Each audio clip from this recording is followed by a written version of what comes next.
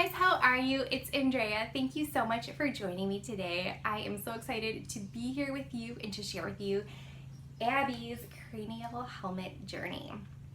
So she is 13 months now, and she had her first cranial band when she was 4 months old. And she had it for a total of 5 months. So 5 months out of her first year, so almost half of her first year, she wore the cranial band 23 hours a day.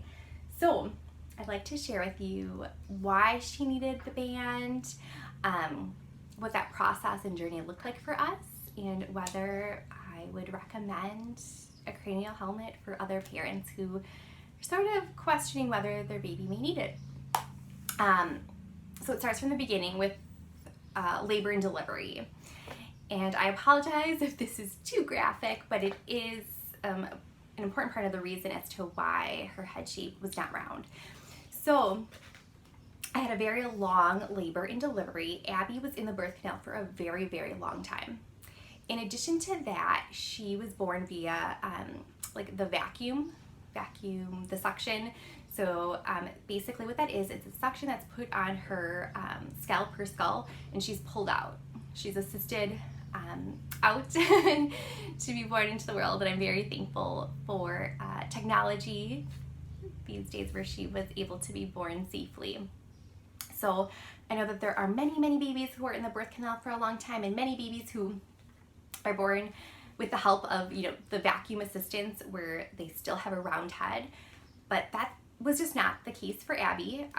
The combination of those two things made her have like a cone-shaped type head that just was not rounding out.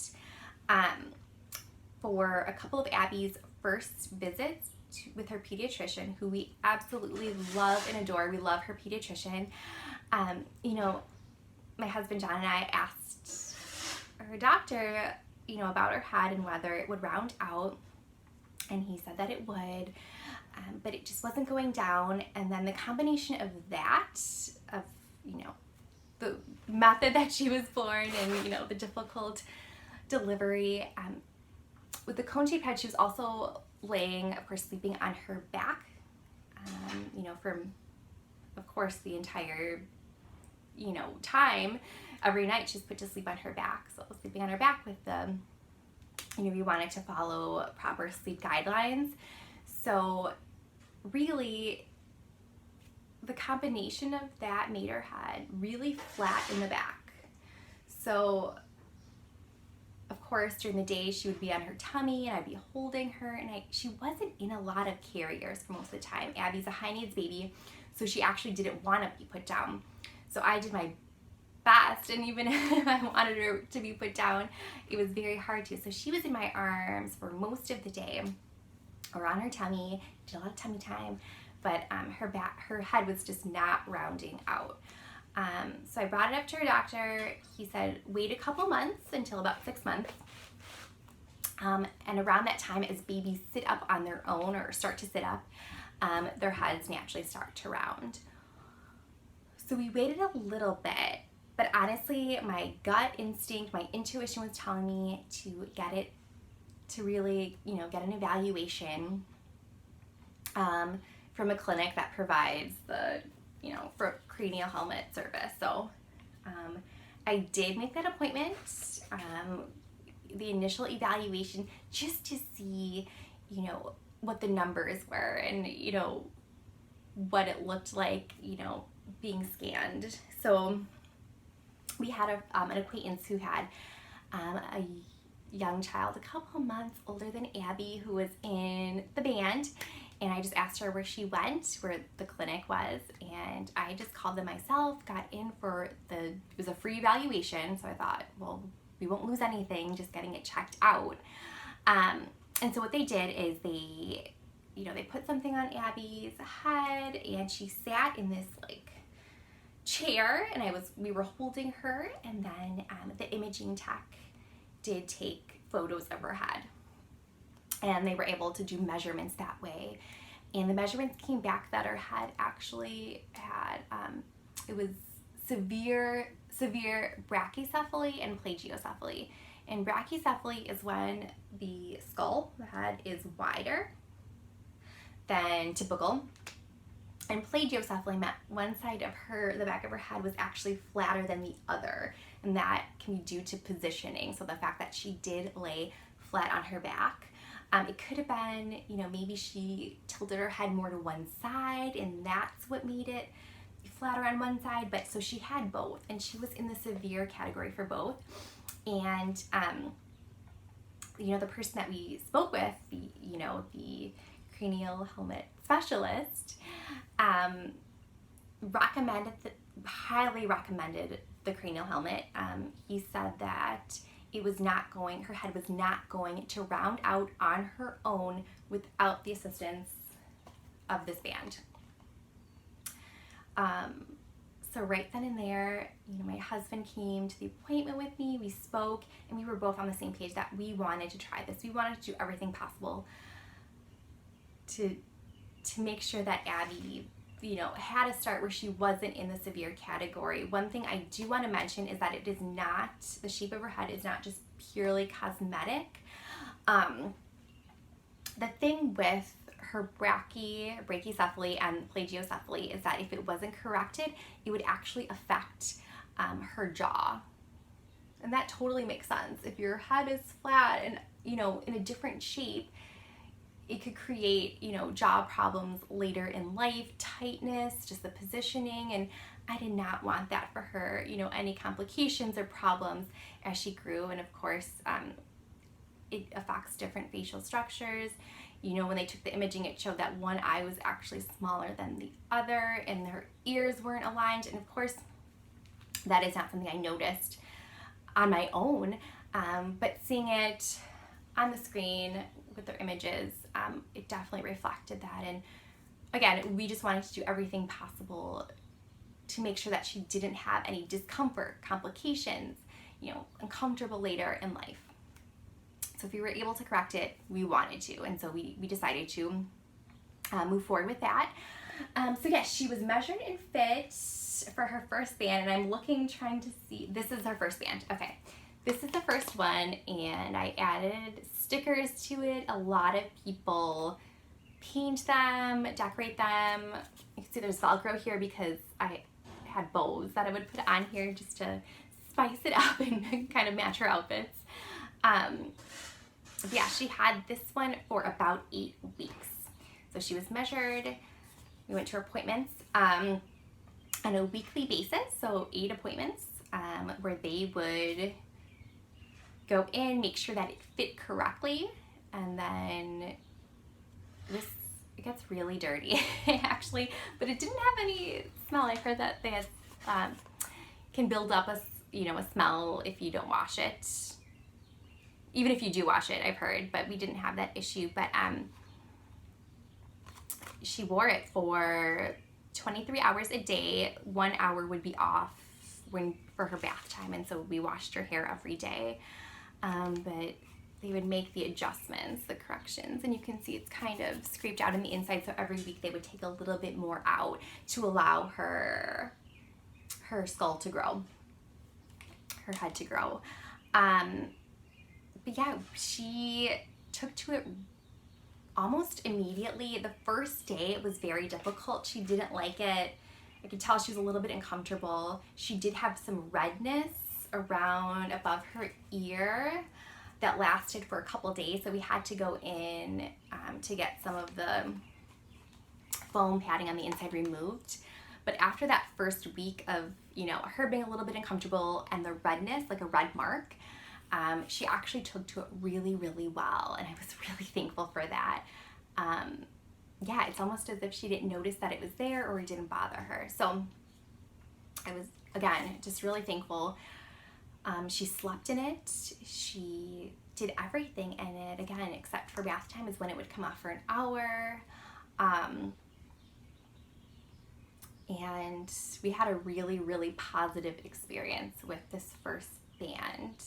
I can tell that her head was rounding out, and it was amazing to see just how much it changed. So quite a difference. And we were really, really happy with the results. So again, she wore this for about 8 weeks. 23 hours a day. I cleaned it with alcohol wipes daily, and that really helped, prevent any buildup, prevent, of course, for cleanliness and hygiene, but it also, she didn't have any like bad smell associated with it. I've heard that that's common. She didn't have that, and she didn't mind it at all. So I was so proud of her. I would switch out, again, I got bows for her, so I would switch those out. I switched out her stickers like on a weekly basis just to kind of freshen it up and make it fun for her. Well, I guess more fun for me. And then towards the end of the last week, I let my husband put on the stickers that he wanted to in the back. But yeah, it worked really well. So for our final appointment, the specialist did not make a recommendation for her to get another one. She said that she could be done with the helmet if we wanted her to be done, if we wanted her to graduate. She didn't recommend it. I, however, was not 100% satisfied with the results. I knew that there could be more improvement. It looked better, but it still wasn't as round. Her head still wasn't as round as I would have liked. And I don't know how else to say that. But it still looked not quite like in the normal range. And some of the numbers, and I say that because some of the numbers were still in the severe range. So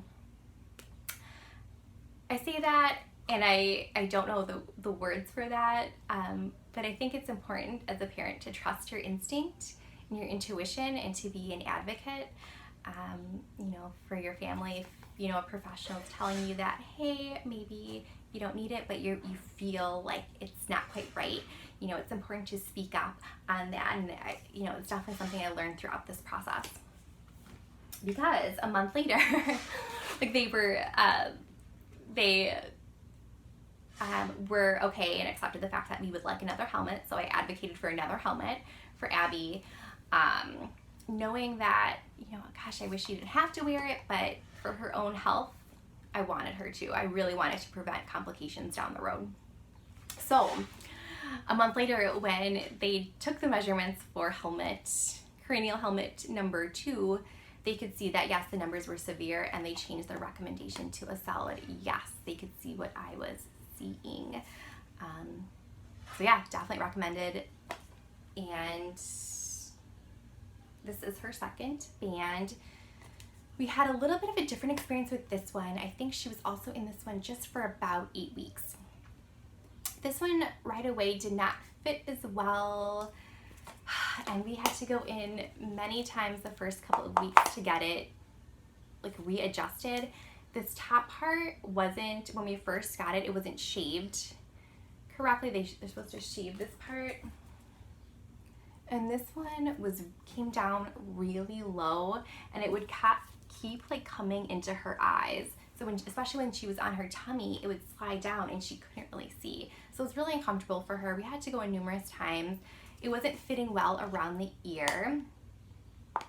So again, if you're considering a cranial helmet for your child, just keep in mind that there is an adjustment period and that these don't always fit great, especially at first. So, if you're considering that, just something to consider. If you have a band for your child and you're noticing that, please speak up and go into the clinic. No matter how many times you have to go, please just get it taken care of. It can make such a difference for the comfort of your child. So I do want to mention that. And these appointments were every 2 weeks instead of every 1 week because she was a little bit older. She was about 6 or 7 months for this, I think 7 months for the second band. So because her head was growing at a slower rate, she didn't need to get the adjustments as much. Despite, some of the fitting issues that we had, we saw a ton of positive change in her head shape with the second band. It really rounded out, and we were really, really happy with the results that we saw. We actually ended we ended the treatment a little bit early, a couple weeks early, because we were happy with what we saw. So hang in there if you, again, are having issues with your child's band or helmet, or if like I said, if you're considering a band for your child, just know that it may not be a perfectly smooth journey, that there are adjustments that need to be made, and it won't always be a perfect fit at first. So again, please speak up and go in there and advocate, because it makes a huge, huge difference. So that was that. We did notice, again, a ton of change. We were really happy with the results. She's been out of the band for a couple months now, and to be honest, I have noticed a slight regression. So I did go in for another consultation just to see if she would potentially need a third band. I want to do everything I can in my power to make sure that Abby has, like I said, the best start and doesn't experience any complications down the road, especially in relation to her head and how her skull is shaped. But her numbers look good and she doesn't need it. And we are really, really happy with the results. We are really, really thankful, incredibly thankful for this technology where she was able to get the band. I think overall the journey was probably, the process was probably harder on me, myself, than it was for Abby. She did not seem uncomfortable, even with some of the issues that we had with band number 2. It didn't look like she was in pain. It was more of what I noticed visually, and it wasn't like she was like fussing about it. It was more of what I saw and what I wasn't satisfied with. So there is an adjustment period for your little one, but something to keep in mind is I think that most babies overall don't mind it. I think I've heard of a couple babies really having a difficult time with the band, but from what I've heard and from what I've experienced, I think it could be harder in the parent, just watching your little one, have to adjust to a band. And me not being able to kiss her head directly on her head was really hard and challenging at times, and I was just so excited to kiss her head and just to be that much closer to her, of course. But we are so thankful for the journey and for the process, for the things that we learned, and the results. I feel really good and confident that she hopefully will not have the jaw issues or any other issues related to how her head was shaped at birth. And I 100% recommend the cranial helmet or band. If you are considering it, if you have questions about the shape of your baby's head, please ask your child's pediatrician for a referral or a recommendation of a clinic. Many places accept insurance, so that is helpful. But yes, if you have questions, if you think, if you're in a place where you question whether your child would benefit from it, please, I recommend it just an evaluation. If you're beyond the evaluation point and you're wondering whether you should get it or not, if you have the imaging results, the scanned imaging results, and it's showing numbers in the moderate to severe category, I really would recommend the band. If you try it and you decide you don't like it, you could end treatment at any time. As a parent, you have that ability to say, hey, this isn't working for us, and end treatment. And if you're going through the process and you or your little one isn't adapting well to the band, please consult with your pediatrician and with the cranial band specialist. Talk with them about your concerns. Let them know that this, what's difficult with this process. If something isn't fitting right, please say so. Continue to say so, no matter what. If they disagree with you, still say so.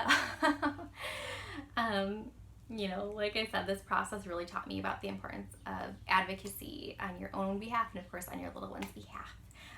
You know your child best. You really do. And as always, throughout this process, please consult with your pediatrician. Their expertise is important. Even though my pediatrician did not recommend the band, he did, consent to treatment for it, and we really respect his perspective and his expertise. So I, of course, recommend that for you as well. And if you don't see eye to eye with your pediatrician, of course,